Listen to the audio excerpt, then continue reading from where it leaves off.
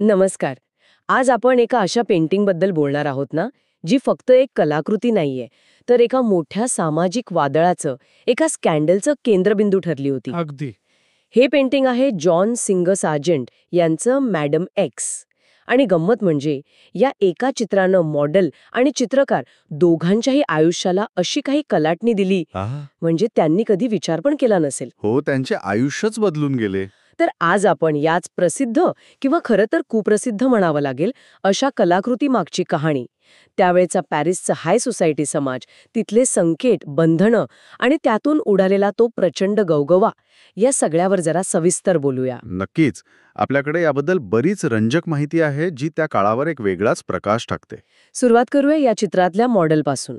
Virginie अमेली एवाग्नो गुथ्रो. काय नाव आहे? हो ना, ती 19व्या शतकाच्या पॅरिसमधली एक अत्यंत प्रसिद्ध व्यक्ती होती. अमेरिकन होती ती, पण लग्न करून पॅरिसच्या उच्चभ्रू वर्तुळात आली होती.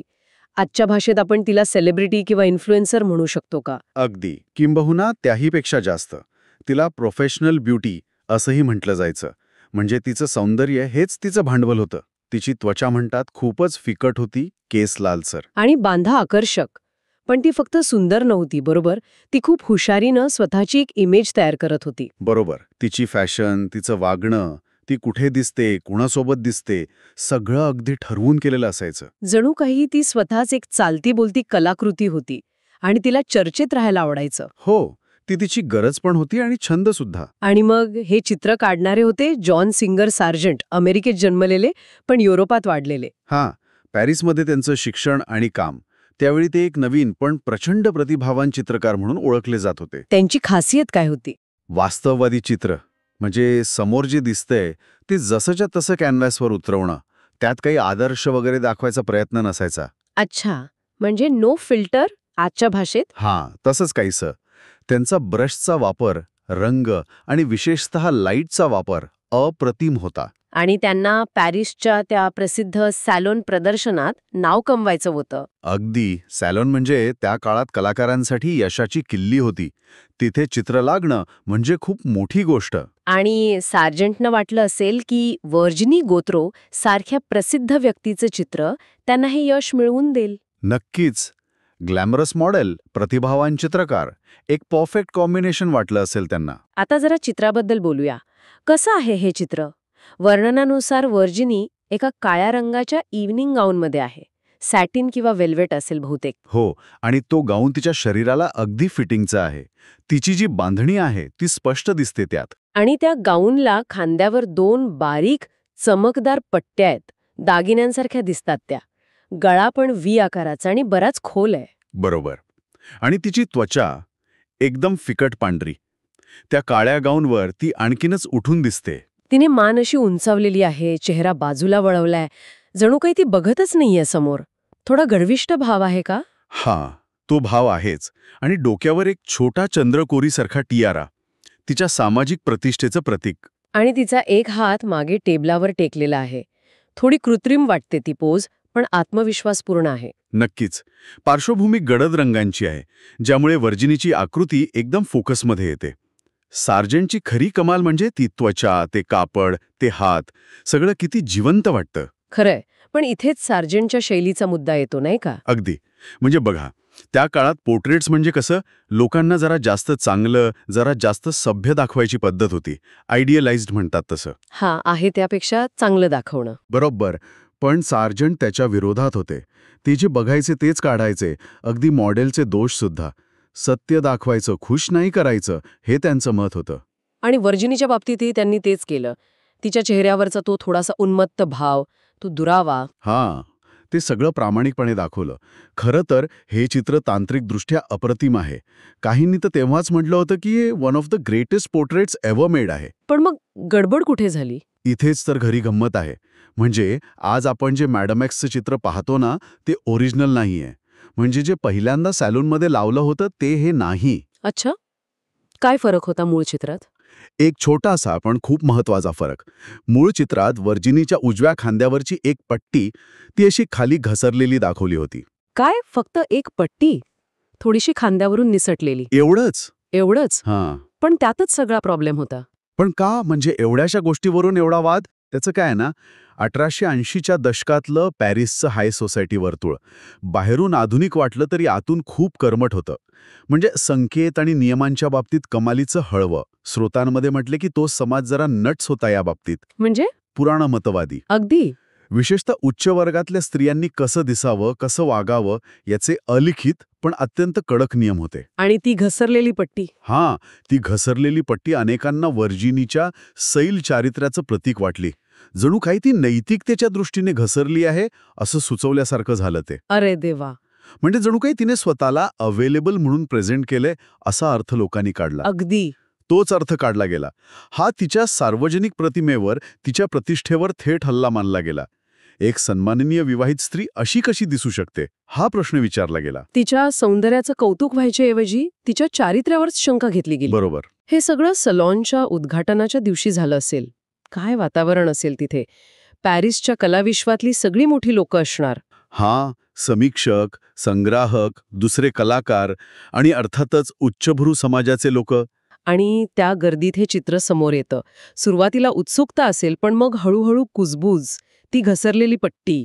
नक्कीच ती अनेकांच्या डोळ्यात खुपली असेल. काहींनी धक्का बसल्यासारखं दाखवलं असेल, काहींनी टिंगल केली असेल. आणि मग वर्तमानपत्रांनी काय लिहिलं असेल. प्रतिक्रिया तीव्र आणि बहुतेक नकारात्मक होत्या. सार्जंटच्या कौशल्याबद्दल शंका नव्हती कोणाला, पण चित्राचा विषय आणि ते कसं दाखवलंय यावर प्रचंड टीका झाली. म्हणजे काय म्हणाले लोक. काहींनी सार्जंटवर अश्लीलता पसरवल्याचा आरोप केला. काहींनी व्हर्जिनीवर की तिने स्वतःची प्रतिष्ठा घालवली. एका समीक्षकाने तर लिहिलं की हे चित्र म्हणजे एक कलात्मक आत्महत्या आहे. बापरे. दुसऱ्याने म्हटलं हे सौंदर्य नाही, ही विकृती आहे. व्हर्जिनीसाठी हा खूप मोठा धक्का होता. तिला वाटलं होतं कौतुक होईल, पण मिळाली फक्त निंदा. तिला वाटलं असेल हे चित्र तिला अमर करेल. आणि ते झालंच की, पण वेगळ्या अर्थाने. याचे परिणाम काय झाले मग व्हर्जिनी आणि सार्जंट दोघांवरही. परिणाम खूपच गंभीर होते. व्हर्जिनीसाठी तर हा एक प्रकारचा सामाजिक मृत्यूच होता. तिला पॅरिसच्या हाय सोसायटीतून अक्षरशः बाहेर काढल्यासारखं झालं. कास्ट आऊट म्हणतात तसं. म्हणजे तिला आमंत्रण येणं बंद झालं, लोक टाळायला लागले. अगदी तेच. जिथे कालपर्यंत तिचं स्वागत व्हायचं तिथे आता लोक तिच्याकडे पाठ फिरवायला लागले. लोकांच्या नजरेत फक्त कुतूहल आणि थोडा तिरस्कार दिसायचा. तिचं पॅरिसची राणी बनायचं स्वप्न. ते या एका चित्राने धुळीला मिळवलं. ती नंतर जवळजवळ गायबच झाली समाजातून. आणि सार्जंटचं काय झालं. त्याच्यासाठी पण हे खूप नुकसानकारक ठरलं. त्याची जी काही प्रतिष्ठा होती ती धोक्यात आली. फ्रान्समध्ये त्याला काम मिळेनासं झालं. म्हणजे त्याच्या करिअरवर परिणाम झाला. हो ना. टीका इतकी झाली की त्याला अक्षरशः पॅरिस सोडून जावं लागलं. तो लंडनला गेला. नंतर त्याने तिथे खूप नाव कमावलं, पण मॅडम एक्सचा हा डाग त्याच्यासोबत कायम राहिला.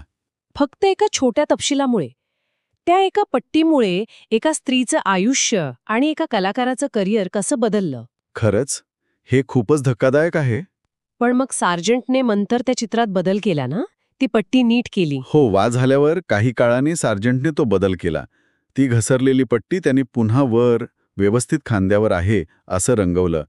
आज जे चित्र आपण बघतो ते हे बदल केलेलं आहे. पण त्याने हा बदल का केला असेल. समाजाच्या दबावामुळे. कदाचित. किंवा आपली कारकीर्द वाचवण्यासाठी. किंवा असंही असेल की व्हर्जिनीची आणखी बदनामी होऊ नये म्हणून. नक्की सांगणं कठीण आहे. पण यातून तो कलाकाराचं स्वातंत्र्य विरुद्ध सामाजिक अपेक्षा हा मुद्दा पुन्हा समोर येतो नाही का. अगदी तूच. कलाकाराने आपल्या निर्मितीशी प्रामाणिक राहावं की समाजाच्या भावनांचा आदर करावा. कलेचं मूल्य कोण ठरवतं. कलाकार स्वतः, समीक्षक की समाज. सार्जंटने बदल करून एक प्रकारे माघार घेतली असं म्हणता येईल. हां, पण तोपर्यंत जे नुकसान व्हायचं ते होऊन गेलं होतं. म्हणजे बघा, एकीकडे सार्जंटची ती धाडसी वास्तवादी शैली, त्याचं कौशल्य, आणि दुसरीकडे चित्राला मिळालेला तो तीव्र विरोध. विरोधाभास खूप महत्वाचा आहे. ज्या चित्राला सुरुवातीला काही जाणकारांनी सर्वोत्कृष्ट म्हटलं, तेच एका छोट्या डिटेलमुळे निंदेचा विषय ठरलं. यातून काय दिसतं. संदर्भ किती महत्वाचा असतो. अगदी बरोबर बोललात. काळ, वेळ, समाज या सगळ्यामुळे गोष्टींकडे बघण्याचा दृष्टिकोन बदलतो. आज आपल्याला कदाचित ती पट्टी एवढी धक्कादायक वाटणार नाही. पण त्या काळात, त्या समाजात त्याचे अर्थ वेगळे लावले गेले. कलेकडे पाहण्याचा दृष्टिकोन हा नेहमी सापेक्ष असतो. नक्कीच. आणि ही संपूर्ण घटना म्हणजे अनेक गोष्टींचं मिश्रण आहे. एका महत्वाकांक्षी मॉडेलची प्रसिद्धीची इच्छा, एका प्रतिभावान चित्रकाराचा प्रयोग, पॅरिसच्या समाजाचे ते कठोर नियम आणि दुटप्पीपणा. आणि त्या एका पट्टीवरून निर्माण झालेला तो प्रचंड संघर्ष. बरोबर. यातून हेही दिसतं की कला फक्त सुंदर नसते, ती कधीकधी समाजाला आरसा दाखवते, प्रश्न विचारते, धक्का देते. मॅडम एक्सनी नेमकं तेच केलं. खरंच एक विलक्षण आणि खूप विचार करायला लावणारी गोष्ट आहे ही, चित्रकलेच्या इतिहासातला एक महत्वाचा धडा. नक्कीच. आणि जाता जाता ऐकणाऱ्यांसाठी एक प्रश्न मनात येतोय. आजच्या जगात जिथे आपण रोज सोशल मीडियावर इतक्या प्रतिमा बघतो, जिथे मतं मांडायला जास्त मोकळीक आहे असं वाटतं, तिथे कलेच्या एखाद्या कामावरून असा मोठा सामाजिक वाद निर्माण होऊ शकतो का? हा चांगला प्रश्न आहे. की आपलं प्रतिनिधित्व किंवा रिप्रेझेंटेशन किंवा काय धक्कादायक प्रॉव्होकेशन आहे याबद्दलच्या कल्पना इतक्या बदलल्या आहेत की आता पूर्वीसारखा धक्का बसत नाही समाजाला. काय वाटतं? यावर नक्की विचार करायला हवा.